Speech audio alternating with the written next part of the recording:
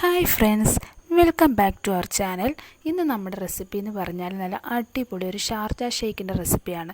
നമ്മുടെ ഈ ചൂട് സമയത്ത് നമുക്ക് പെട്ടെന്ന് തന്നെ ഉണ്ടാക്കി കുടിക്കാൻ പറ്റുന്ന ഒരു അടിപൊളി ഷേക്കിൻ്റെ റെസിപ്പിയാണ്.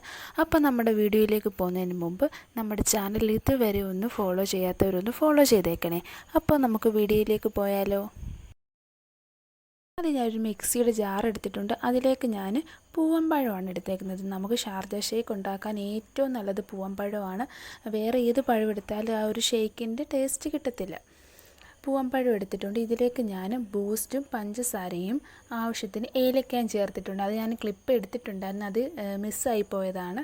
നമുക്കിപ്പോൾ ബൂസ്റ്റിൻ്റെ പകരം നമുക്ക് ഹോർലിക്സ് ആയാലും ചേർത്താൽ മതി. എന്താണെങ്കിലും നല്ല അടിപൊളി ടേസ്റ്റ് ആയിരിക്കും. ഞാനിപ്പോൾ എടുത്തേക്കുന്നത് ബൂസ്റ്റാണ്. ബൂസ്റ്റും നമുക്ക് മധുരത്തിന് അനുസരിച്ചുള്ള പഞ്ചസാരയും പിന്നെ ഒരു 3-4 അല്ലി ഏലക്കയുമാണ് എടുത്തിട്ടുള്ളത്.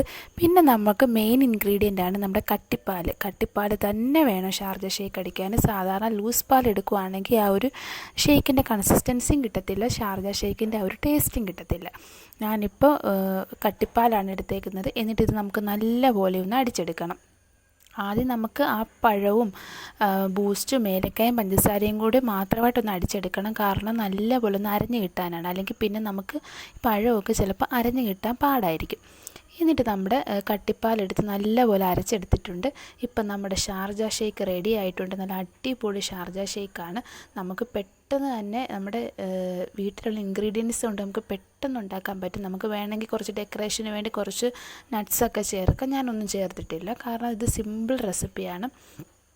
അപ്പോൾ എല്ലാവരും ഇതൊന്ന് ട്രൈ ചെയ്ത് നോക്കണം. അപ്പോൾ അടുത്തൊരു പുതിയൊരു റെസിപ്പിയുമായിട്ട് നമുക്ക് വീണ്ടും കാണാം. Thank you.